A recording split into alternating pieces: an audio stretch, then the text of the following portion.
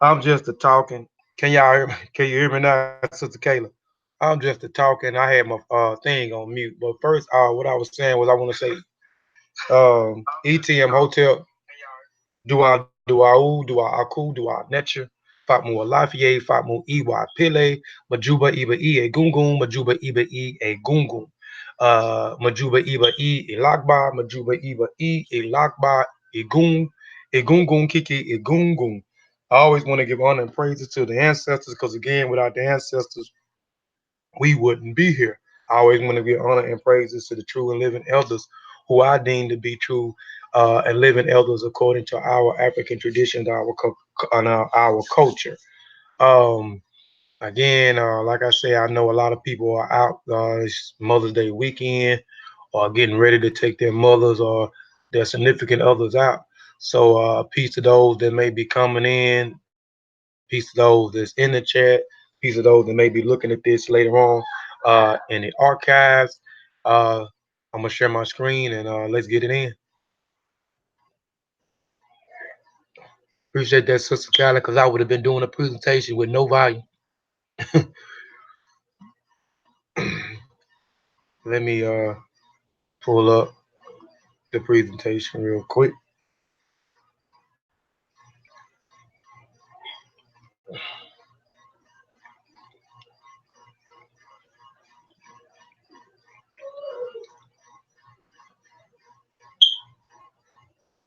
Man in the full knowledge of himself is a superb and supreme creature of creation. When man becomes possessor over the knowledge of himself, he becomes master of his environment, the captain of his own ship, the director of his own destiny, the accomplisher of his own ends. Man should understand himself because man is full of knowledge, and this knowledge is a gift of nature. When Mother Nature created man, she deprived him of nothing. He was given the faculty of understanding all things around him. This faculty for understanding has not been taken away from him. None of his senses have been taken away from him. So there is no excuse for the black man. Raising my team, red, black, and green, queen, the king, salute, now scream, I shake, scream, I shake, I'm raising my team, red, black, and green, queen, the king, salute, now scream, I shake, scream, I shake, I shake. All right, before I get started again, let me know, am I speaking clearly? I'm kind of speaking kind of soft today. I'm kind of tired. Well, I'm beyond tired, but uh, can y'all see me sharing my screen? Don't even look like I'm sharing my screen. I ain't sharing my screen. Wow. Or hold on, y'all gonna have to excuse me. Like I say, I'm tired today. Beyond tired. All right.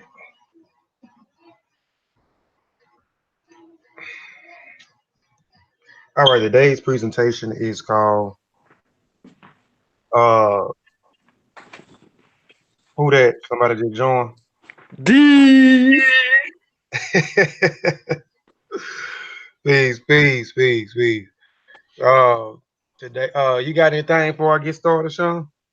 Nah, man, I just want to say, man, shout out to Kofi Piesie. Him and the 22,000 presentations he done already got lined up. And, you know, we got a lot of work coming, guys. A lot of work coming. You know, we just got the volume two of the history of West Africa. Volume one been read a year ago, I think. It's Yeah, about, it's about to get interesting. yeah. I'm finna have to get it. You know, I got to copy you. I got one. I got to get two now. Yeah, you behind, Kobe. You behind. I know it, man. I am, man. I ain't been buying books lately. I just bought a few books the other day. That was the first time I bought some books in probably 3 months. Yeah, I'm slipping. But today's presentation is called "How White Folks Got So Rich" Part Two. So this is Part Two of 5 parts. Uh, So let's get into it. Okay, my disclaimer is I am not a teacher, but merely a student sharing information. That information provided is for the educational purpose only. And if you are in doubt, do the research and have it verified by someone qualified. I reserve the rights to change the focus of this presentation to shut down, sell, or exchange the terms or use in my own discretion. All trademark, design rights, copyrights, registered names, models, logos, avatars, the Sigmas marks, or used or cited by this website or the property of their respective owners. I reserve the right to add information as it comes available or adapt changes, improve information as it comes available in the future. Inputs wanted, changes, additions, deletions are encouraged. This is my saying for those who follow me. As I learn, we all learn. And my other saying, my new saying, let's get this culture because our culture is very important. All right, in part one, again, this is how, name of this, how white folks got so rich, part two. I mean, part two. We did part one last week, last Saturday. And like I said, we're going to give you 5 parts. So, part one presentation, how white folks got so rich. So, let's give a little basic of what I went over in the last presentation, real quick, and then we'll jump into the presentation.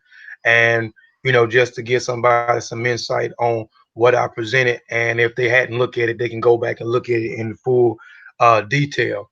But, Indians land grab is where the Europeans grabbed the land from the Indians, and the Indians' Holocaust was systematically calculated and extremely profitable for the Europeans. So I touched on the Indian land grab. Dawes Act were perceived of their Indians' own land and were rented or deeded to them by the government to the Indians only if they changed their names to English, which this allowed white officials to slip their names and their relatives and friends onto the Dawes rolls to illegal rep themselves for millions of acres of land. So I talked about the Dawes Act as well. I go in depth on the Dawes Acts, who started the Dawes Acts, uh, took the Indians' lands, then deeded the land back to them or rented the land back to them. But they had, in order for them to acquire the land, uh, they had to change their names to English names, which was a plot in order for the white Europeans uh, and to actually get access to acres of this land also. Um, Slavery, the most profitable business of all time. Everything in the Western world is cities, institution, and wealth is built on the profit of black slavery. So I touched on the Atlantic slave trade. I touched on how they acquire their wealth by kidnapping a lot of our ancestors and taking them to South America, the islands, um, and into North America, how they got rich off of sugar, uh, cotton, tobacco, and etc. U.S. president owning slaves. So I gave you a list and the pictures of the slaves that they teach our babies in school about these U.S. president who also owned slaves. Sugar cotton to oil. So I talk about the booming from the sugar to the cotton until what we're now into the oil. Oil now we know oil is a high commodity. So these are all of some of the things that I touched in on part one. So if you hadn't checked out part one, um, after this presentation or whenever you got some free time, family, go and check out part one. Uh, and this here is a follow up. All right, now let's get into the Jim Crow laws. More money for us.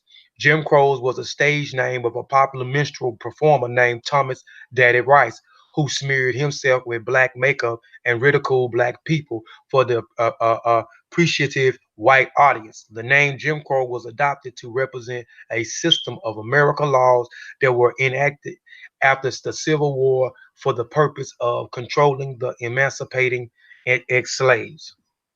The term Jim Crow is used to soften the reality of a truly vicious and widespread American system of reconstitution slavery laws, whose aim was not to keep blacks from using whites' drinking fountain and toilets or even to stop them from breaking the laws, but to keep blacks from accumulating property, starting businesses, engaging in trade and commerce, and establishing an economic based independence of white people. The functionality intent was to force blacks back into cotton plantations, which this separately needed their labors after the end of slavery, which we know this took part. The Jim Crow laws was something in order to push those who was emancipated back officially in 1865 was to try to push them back onto the plantation. So they created all these different laws to stop our growth and to push us back onto those slave plantations. Family, please share the show. Also like the show. Tell a friend to tell a friend about the show. All right, the term Jim Crow originally back in 1828 when a white New Yorker comedian Thomas Dorfman, Daddy Rice, performed a blackface of his song and dance that he called "Jump the Jim Crow." Rice's performance was supposedly inspired by a song and dance of a physical disabled black man he had seen in Cincinnati, Ohio, named Jim Cuff or Jim Crow. The song became a huge hit in the 19th century, and Thomas Rice performed it across the country as Daddy Jim Crow or uh, the character uh, of a shabbily dressed African American man. Jim Crow initiated a new form of popular music in the theater performance in the United States that focused their attentions on the mockery of African Americans. The new genre was called the minstrel show, and there's been a lot of uproar now with the blackface. A lot. I was talking to a person the other day, and I'll get back into the presentation, but I was talking to a person the other day at work, and this person didn't even know about young lady. Didn't even know she was talking about buying her mother something for Mother's Day, some Gucci, and I was just trying to explain to her about Gucci, about the product that Gucci put out not too long ago. This sweater with blackface and the big red lips, mocking black folks, and where this that so I started explaining to her about the minstrel show that she know about Jim Crow, or even knew about Daddy, this white man who started marking this individual that he met, this disabled black man, and turned it into a revenue stream for him and called it the called it Jim Crow, and performed all over, mocking African Americans, mocking black people. So this young lady didn't even know about Jim Crow, didn't even know about Daddy Yankee, Blackface, the minstrel show, or anything, man. So um, I invited the sister to come watch the show today, so maybe she could learn something, or maybe she'll go back in the archives and look at the show later on in time.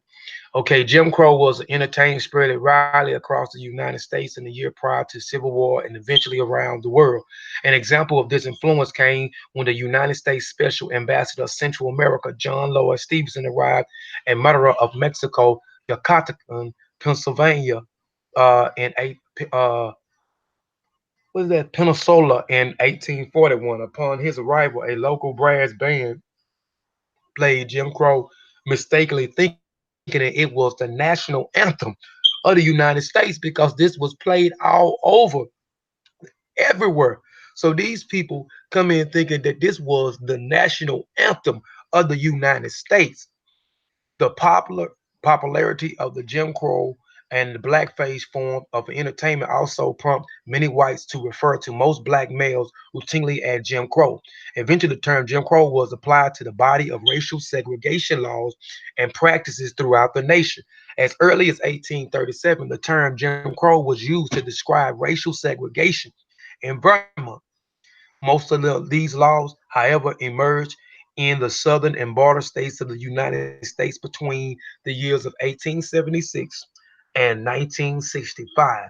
They mandated a separation of the race and separation of the unequal status of African Americans. The most important Jim Crow laws required that public schools, public accommodation, and public transportation, including buses and trains, have separate faculties for whites and blacks.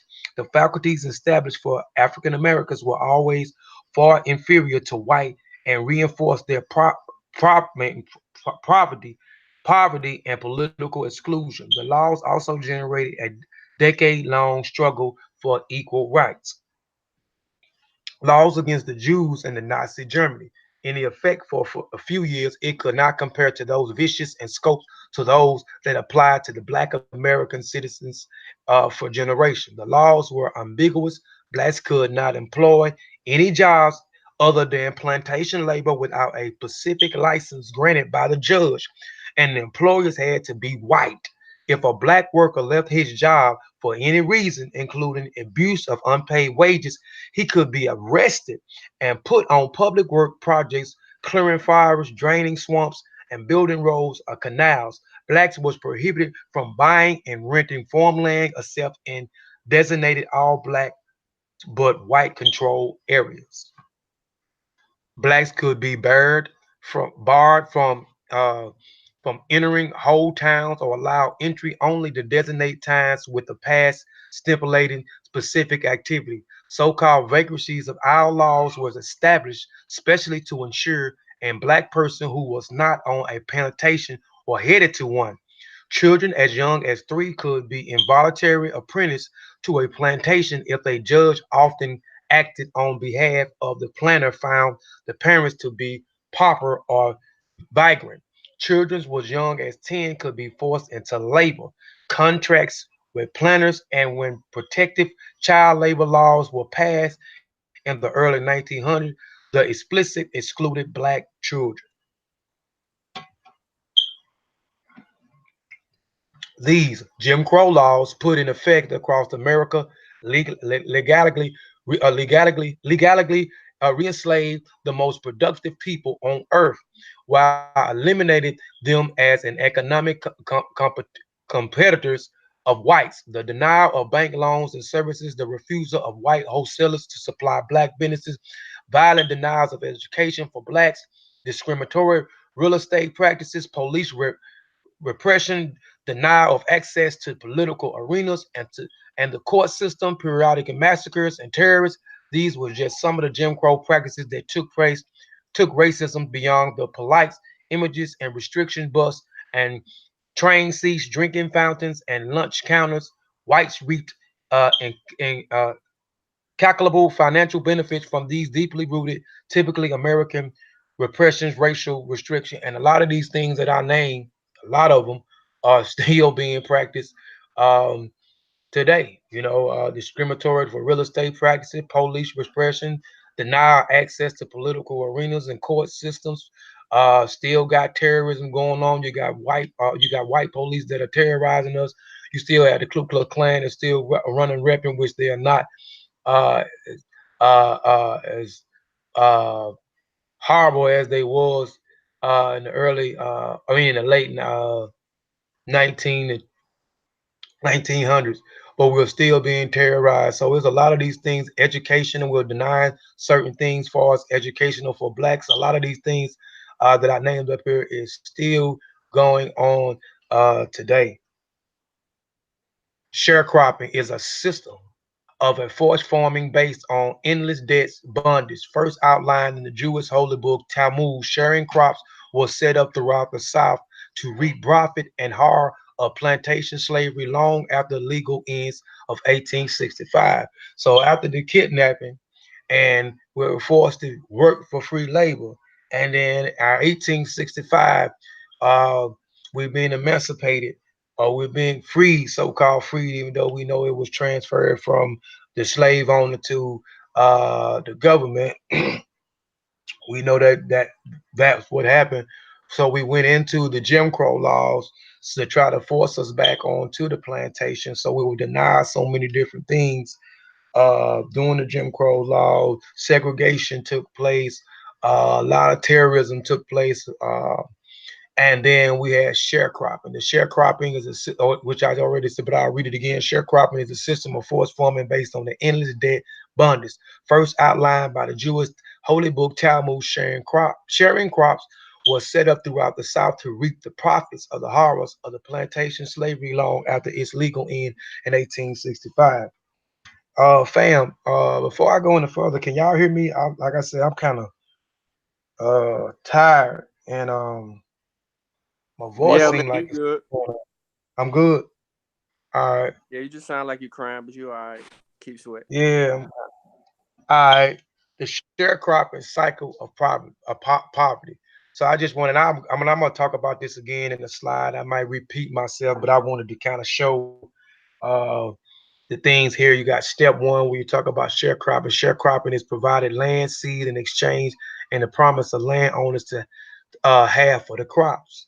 Two, sharecrops buy food and clothing on credit from landowner stores. Three, sharecropping plants and harvest crops. Four, sharecrops gives landowner crops to sell. Sharecroppers will get half of the earning minus the cost of his purchase for the year. Five, when selling up, landowners say that the sharecroppers owe more than he has earned. Six, to pay debt, sharecroppers must promise landowner to a great share of the next year crop. So this is the cycle of sharecropping. This was another form of slavery as well, and I'll talk about it a little bit more. But I kind of wanted to give you like this diagram here of how sharecropping worked, and I may repeat myself with a little of this information when I go to the next slide. But I just thought this visual was, you know, was a good visual for me to put up before I even go into that more information about sharecropping. The ex-slaves, highly skilled in agriculture, never received the 40 acres and mule they were promised by Gene O. Howard, the white founder of Howard University, in order to build their own independent economic foundation. Instead, they were forced into systems that benefit mostly Jewish immigrant merchants who had flooded into the South after the Civil War to exploit the highly profitable cotton economic. We know uh, cotton was very profitable. I talked about that in my last presentation. I think I even gave some numbers on what they made from the cotton. So go back and check out part one. Black farmers was prevented from owning land and were given instead a share of the whole old plantation land. They had worked as slaves to grow cotton, corn, wheat, and rice as a tenant farmer, used debt and usual as a post-slavery whipped and chained. The sharecropping system legally tied each black farmer to the merchants who supplied him with seeds, tools, foods, and clothing that the farmer had no other way of obtaining. Once the farmer harvests the valuable crops, the merchant sold them on the international market, reaping astronomical profit. When time came to pay the black cropper, the merchant told him that he had run a debt for his purchase and that he had owed the merchant money. Black sharecroppers were barred from the courts, and the government passed laws to reinforce the merchant's control over those black farmers, ensuring that the American courts would offer no relief. So even during the time we're talking about sharecropping, the black farmers, etc., was talking. When I gave you, showed you a diagram how they will go back in and work, and they supposed to be splitting the profit. The person came in to work in the fields on the farm and etc. And the uh, our ancestors at this particular time didn't have the clothing, the tools to use to plant certain things, housing, and other etc. So they offered these things in turn to them. But at the end of the year, uh, the guy wanted to collect his debt for the things that he issued out to those who came and worked for him, and then and they ended up owing more money.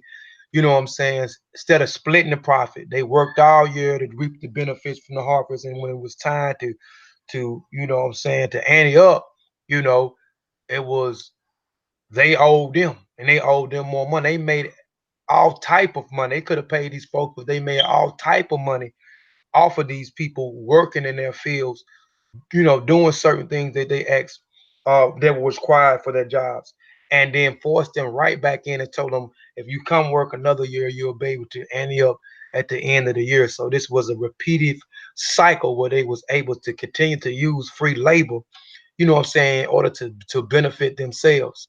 Blacks who tried to escape from the new slavery became a victim of the Ku Klux Klan, American paramilitary terrorist organization that was set up by plantation owner Judah P. Benjamin for the purpose of keeping blacks laborers on valuable cotton producing land.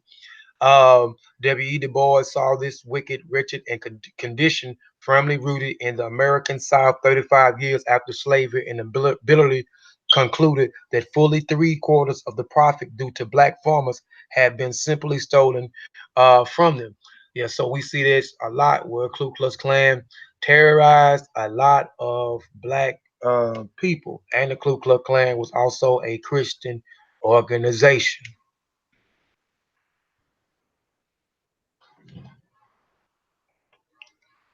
Greater international banks like Rothschilds and the Lehman Brothers were tried in local merchants to reap astounding profits from the sharecroppers that uh, Benange system. These merchants grew into giant retailers like Sakowish in Houston, and I know I'm pronouncing the name, Golden Chops in New Orleans, uh, Rich in Atlanta, Goldsmith in Memphis, and Sanger stores that emerged on the backs of the cotton growing black farmers forced into sharecropper. So a lot of these people made their riches, their wealth uh, from from cotton, from the slave trade. Here is Lehman Brothers Holding Incorporation. It was one of the global financial service firms. Before filing for bankruptcy in 2018, Lehman was the fourth largest investment bank in the United States doing the business and investment. And I'm just showing you some imagery of some of the people that I told you that made their money off of the slave trade or off of the cotton, off of cotton. So these are the Lehman Brothers. You have the Rothschilds. I talked about the Rothschilds, how they acquired a lot of their money from the slave trade and etc. on part one. So go back and check out part one of that I did last week. So the Rothschilds are one. This is the Rothschild Bank, the international bank. You got Sakowich, which was a chain of a family-owned department stores based in Houston, Texas, United States. The store was founded by two brothers, Tobias and Simon Sakowicz, uh, in Galveston, Texas, in 1902. Uh, so this is another one. You have God and I don't even know how to pronounce this right, but this was another detail. This was on Canal Street in New Orleans here. Um, few images here. Goldsmith was also a department store founded in Memphis, Tennessee in 1870 by German immigrant brothers Jacob and Isaac Goldman, and it grew into different chains. Goldsmith, his department store. These people was also made their wealth off of the cotton. Sanger slash Harrison or the Sanger Harrisons, as later appeared, was a department store. This also was a department store chain from 1961 to 1987. It was formed by a federal department store in 1961 from Dallas chains, Sanger Brothers, and I. Harrison and Company. That date from the 19th century, the firm merged with the chain of Folly in 1987. So here are on this side you have the Sanger Brothers. Over here on this side.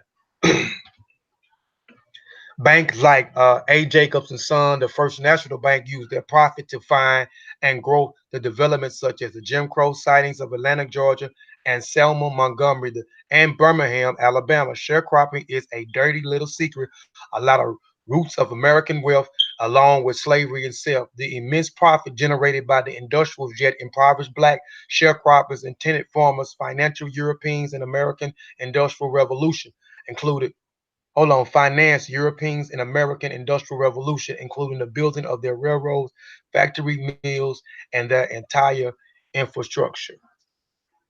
So today, the debt trap is designed to ensnare the working poor and middle class in a long life cycle of debt and high installed loans that charges incentive interest rates of 100% or more, the payday loans that change 400% interest, the extorrent credit card, multiple charges, the subprime mortgage with balloon interest rates, and the home equates loan swindles are the bastard children of the sharecropping of America.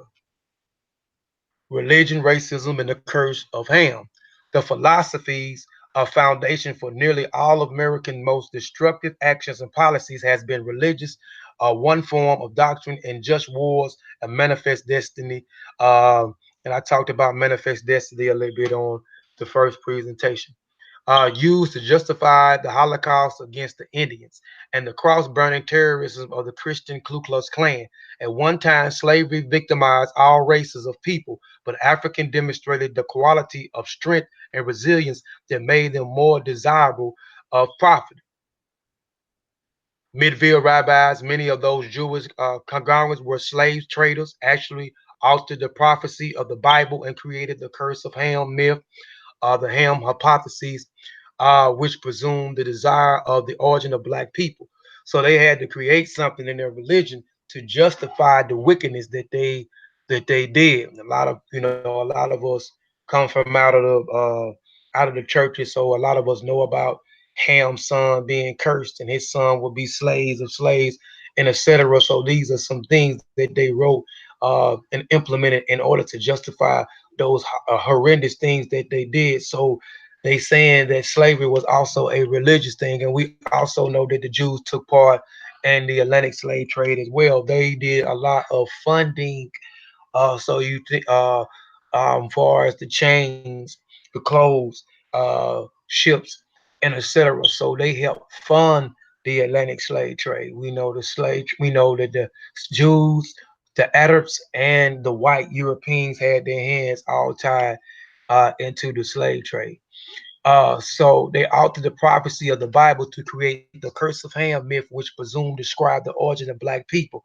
They interrupted the story of Noah to make it appear that God had cursed a certain sinful people with black skin, marking them for evermore as a permanent slave of white people.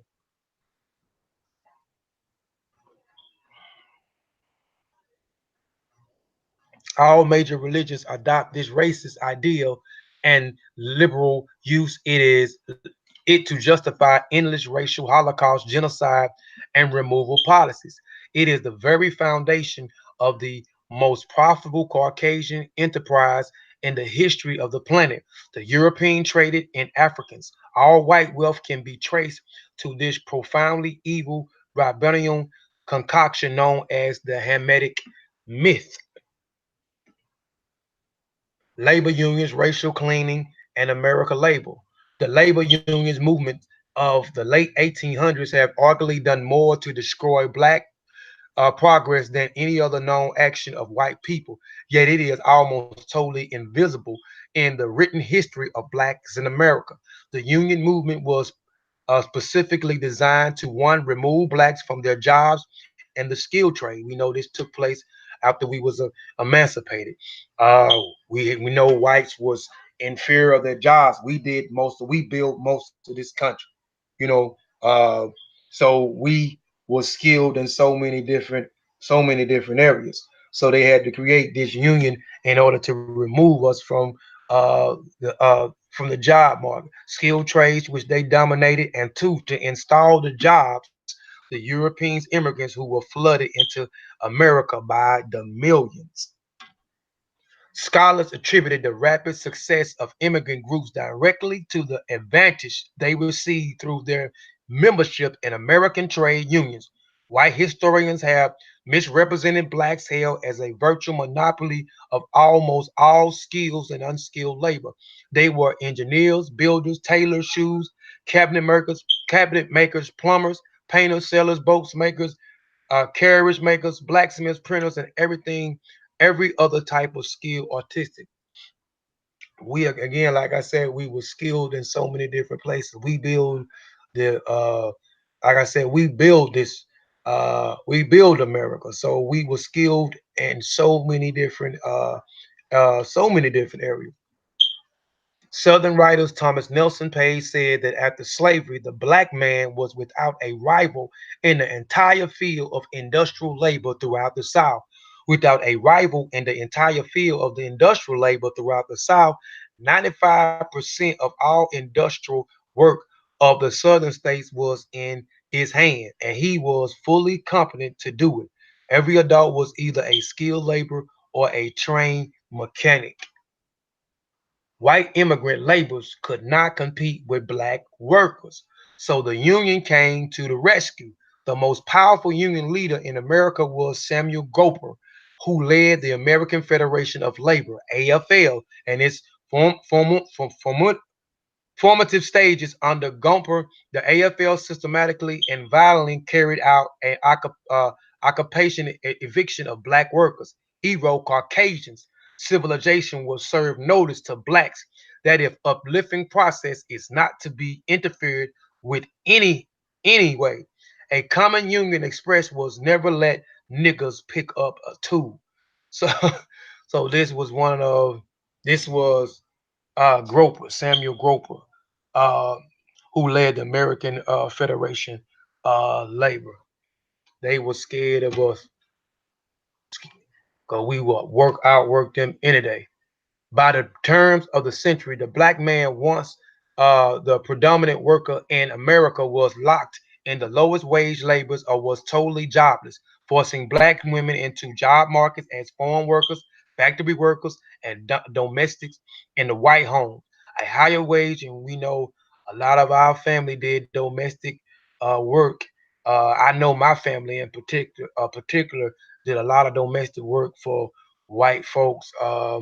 Early on in my childhood, the higher wage of unionized whites male relieved white women of hard labor and provided them with a leisure time and financing for the development of art, literature, education, and culture. And that's something that we need back now, where we can free up our women uh, so they can educate our kids and continue to pass our culture down and our to our babies, where our culture won't be penetrated by this European food system that they had our kids, because now we don't even have the time. The way that they have us now, the average person is working a 9 to 5, working 8 to 10 to 12 to 13 hours, so they don't have time to homeschool their kids or even, continue to pass down certain cultures or tradition to them, because they too tired to do anything. So we must continue to develop uh, and become our own entrepreneurs, where we're able to free up a lot of time, especially for our women and for us to continue to spend time with our families, to teach our families their culture, their traditions, and educate them in the right way without them being educated by lies uh, and a lot of propaganda, and get them out of the concept of being programmed that white is right and black ain't, and white did contribute things to society and black folks didn't, which we know is false and untrue. But these are the things and these are the lies that they tell in the food system. Financial for development of art, literature, education, and culture. Union leaders staff the licensing of professional certification boards and funnels all employments of Caucasian labor, while denying license and permits to black skilled craftsmen, further pushing black men back into the dead end low wages work while on authority. So these individuals did all types of things, pulled out, passed all types of laws, did all type of trickery, did all types of things to keep us and force us down onto these low wage paying jobs, or these jobs that didn't pay anything, or these jobs that didn't access black or white to them. The AFL-CIO George Meany, president from 1955 to 1979, once remarked, "It's never occurring to have niggers in the union." By 1967, trade unions and the plumbers, sheet metal, electrical, uh, asbestos, and the elevator trades had only 1,400 black members out of the membership of 330,000. These are my references here. This is part two of Minnie's of five parts. I had to break them up. I didn't want to do a whole presentation because there's so much information. So I wanted to break it down into many sections as possible to educate and just to share some information on how a lot of these Europeans acquired their wealth. Um, you know, certain things that they did in order to acquire wealth or generational wealth, how they use white supremacy in order to obtain their wealth, whether it was coming in and killing most of the Indians and those that was left. They come up with so many different laws, the Dawes Acts, uh, Manifest Destiny, where they pushed these Indians off the land, where Indians were able to acquire the land that was stolen by them, where they could be deeded the land or they can be rented the land if they changed their name to a European name. And this was only, again, an access in order for them, in order for the white to inherit a lot of those uh, Indians' land that they had already stole, where they was deeded the land too. So it was always some type of formality, some type of trickery going in where it benefited uh, the European. We know, again, through the slave trade, cotton was very plentiful. These guys made millions of dollars off the cotton plantations. These guys made millions of dollars off the sugar plantation. We know these guys are still making money off of the R. R is big business. Now we know that our government is recruiting our black family to go fight across seas in these different wars in order to rape the people of the natural resource, gas and oil, specifically right now. But I'm gonna get into a lot of other things that they are actually taking over there to the natural resources. It won't be on one of these particular presentation. It'll be on the Berlin conference presentation that I have. So I'll be naming a lot of the natural resources in Africa and why this meeting took place and who was part of this meeting and the things that they took out of Africa and why did they uh, carved up Africa and etc. But we know that they made millions of dollars off the backs of enslaving our ancestors. Um, you know, as after the slaves, I mean, after um, they emancipated us in 1865. We had to go through the Jim Crow laws, which I stayed in here. So we talked about the segregation. Those other different laws um, that they passed in the Jim Crow laws. How the Jim Crow laws started, um, and etc. Um, Sharecropping. You know, how sharecropping works. So we went from the Jim Crow laws into sharecropping, oh, excuse me, and etc. Went to the unions where the unions was trying to push us out of the job markets into these low wages jobs or no jobs at all.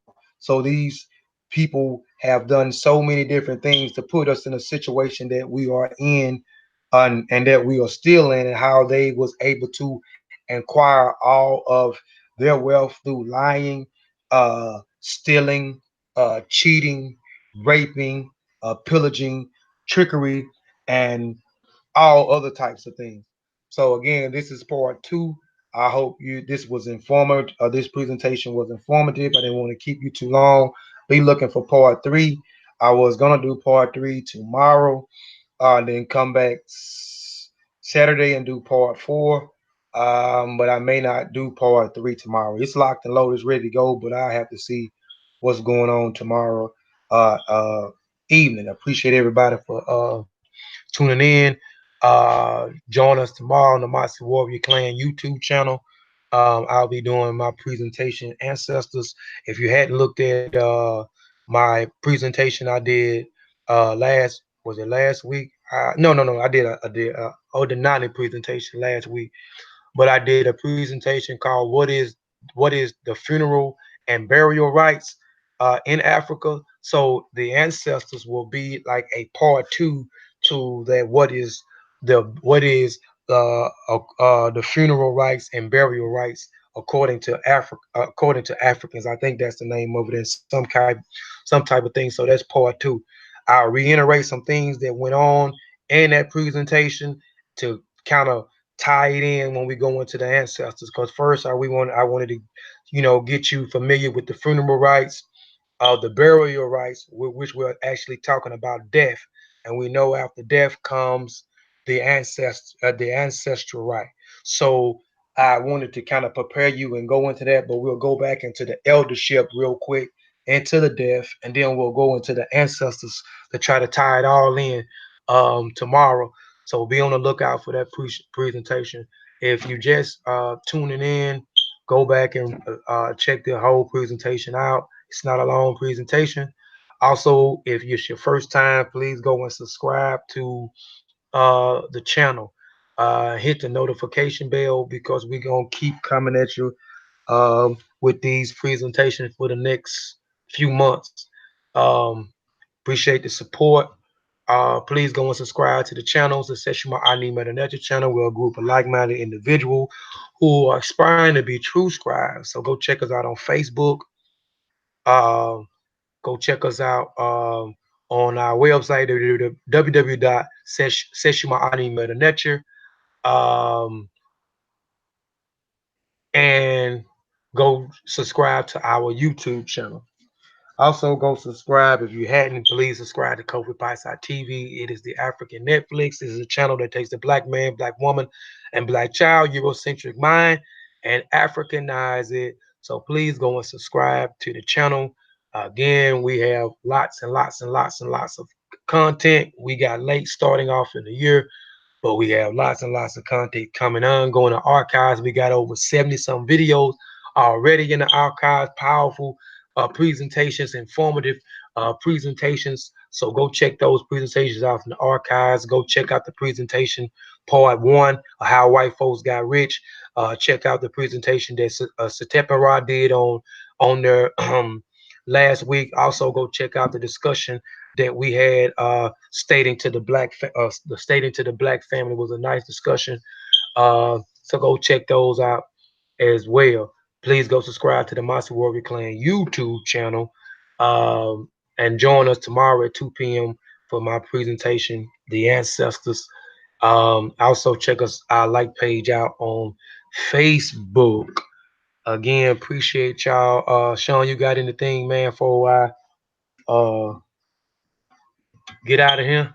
Nah, man. I don't have nothing. Next week I'm gonna be on vacation, so um, if you don't do nothing, I'll do it after when I get back from where I'm going.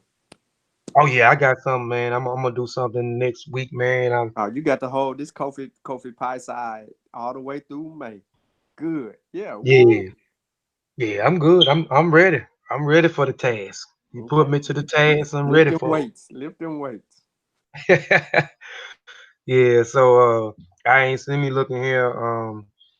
Just a peace again, the sister Kylie. Peace, peace, sister. That's a powerful sister right there. Appreciate you, sister Kylie, for your support. Peace, hidden African history 101. Peace to my good brother Bassa Nicolo Gala. Peace to 433 TV. Peace, brother Sanel. Peace, peace, brother. Get at me too, Zanab. Get at me, man. Get at me if you still on here. I am King Sosa. Peace, brother. Peace, peace, peace, peace. Um, Peace, sister Lisa. Peace, my good sister, Miss Christmas, Miss Sophie. Peace, peace, peace, peace. And peace to You gonna Anije let Monroe. Yeah. You gonna let Vasa speak? Vasa on the panel. Oh, go ahead, boss. I ain't even know you had crept to him. Peace, brother. Peace. And peace, LB. Peace, LB. One of our supporters as well as a Kofi Piesie TV and Massa Warrior Clan. Peace, bro. Peace, LB. Go ahead, Vasa Nicolo Gala. I don't have too much to say at the moment. To the audience that's listening, I believe it was PBS that just put out a documentary talking about Jim Crow in the North and what do they call it? Racial construction covenants. And this leads into redlining and gives information on how that started if y'all want to look into it. I believe they titled it Jim Crow in the North. And Kofi, I think that's what I tried to share with you a couple of days ago. Yeah. I didn't look at all of I got, but I already got, I already up on that. I think either part 3 or part 4, I'll be talking about red line. I'm gonna be talking about a whole red line and a whole lot of tons of other stuff, man. So uh yeah, y'all just be on the lookout for part 3, or it's either on part 4 or one of them. I don't know which direction I went in part 3. But we gonna keep exposing um white supremacy. We're gonna keep exposing or keep showing you how these people acquired their wealth and why um we shouldn't respect, well, we shouldn't respect them uh and their wealth because they didn't acquire it in the right way. But go ahead, Voss. Um, I was trying to find which president it was. I can't find it at the moment. But this speaks towards us trying to separate our problems and things we go. Give me a second. Let me shut my door while I'm talking to kids. Oh, I'm But pulling up. the idea that the issue is bigger than just a black or white issue. We got to be careful with that as well. I see some say that from time to time and try to make this as, oh, you just got to get up and get it on your own. The problem with that is they've always had indiscreet plans to combat that. And that's not a new ordeal, even at a presidential level. I'm trying to find which president it was that spoke towards that. And if you listen to the language of what he's saying, um, indirectly what he said was, America has more citizens that need help than just Negroes. So we should just help everybody. Mm-hmm. In theory, that sounds good, but when you actually look at what he's trying to say and the cover up to it, the CYA, the cover your own ass, is we're not putting forth no policies to help them. And this is going on, if I'm not mistaken, during the time of Jim Crow. I just can't remember what direct president that was. I was trying to find it as you was talking to pull that up. Y'all gotta forgive me. You know how I am. I'm always flipping through a book when these things get started. Yeah, it's all good. It's all good. Well, And I put another group for people to study, another name for them in the chat, the Redeemers. So we, you got it in there? yeah, look up that group and what they did as well. The Redeemers of Reconstruction. Just a little bit of extra information for people to build and grab that. Yeah, I'm gonna have to check that out. Yeah. But fam, we'll see y'all tomorrow at 2 p.m. on the Monster Warrior Clan channel. Black African Power, family. Man in the full knowledge of himself is a superb and supreme creature of creation. When man becomes possessor of the knowledge of himself, he becomes master of his environment, the captain of his own ship, the director of his own destiny, the accomplisher of his own ends. Man should understand himself because man is full of knowledge, and this knowledge is a gift of nature. When Mother Nature created man, she deprived him of nothing. He was given the faculty of understanding all things around him. This faculty for understanding has not been taken away from him. None of his senses have been taken away from him. So there is no excuse for the black man. Red in my team, red, black, and green. Queen and king, salute, now scream. I should bring Brooklyn underhit. I should fight for different. I'm red in my team, red, black, and green. Queen and king, salute, now scream. I should bring Brooklyn underhit. I should fight